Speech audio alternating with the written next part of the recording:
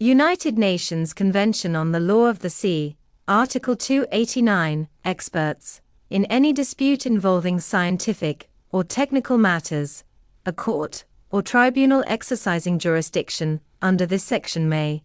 at the request of a party or proprio motu,